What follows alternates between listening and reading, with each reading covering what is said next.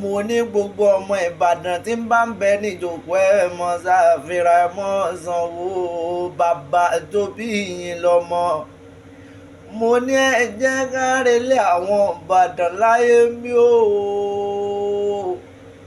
Ìbàdàn máa gbọ́ sásá ogun mọ́sáṣẹ́ túndé.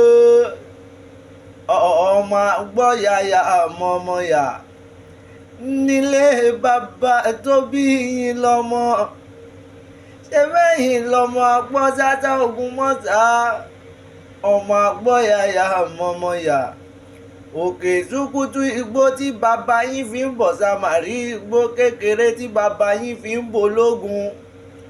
Màrí màkọ́gun nìyí o. Ìbàdàn lójó, ìlú Àjàyí, ìlú Ògúnmọ́lá olódò gbógẹ̀ẹ́rì lójú ogun ni wọ́n ṣòkòtò kẹ̀m̀bẹ̀rẹ̀ bíjà. Àgbàlá Ògúnmọ́lá mo ló ti tó gbogbo lù sáré.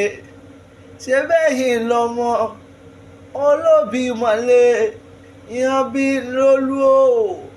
Ọmọ àríkéyan gbọ̀ngàn ọmọ kẹ́mi ò kúkú jọ ọ̀tọ̀ ya kẹ̀kẹ́ mú kẹ́mu mi ò jọ tó òòsà kí ẹ má ṣe gbé mi fòṣàláwẹ̀.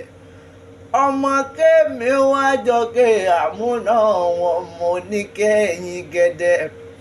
Mo ní àyè fọkọ kanlẹ̀ nígbà alẹ́. Béèyàn bá fọkọ kanlẹ̀ nígbà alẹ́ wọn ló sá bàbá rẹ̀ lọ́kọ. Mo lémi ò ní jẹ́ fọkọ kan bàbá mi ẹ̀sà òkè lọ́kẹ́ ọmọ mo rẹ́yìn ọrùn mo yá súnké sí. Àwọn ọmọ Ìbàdàn kí ni sóò rẹ̀?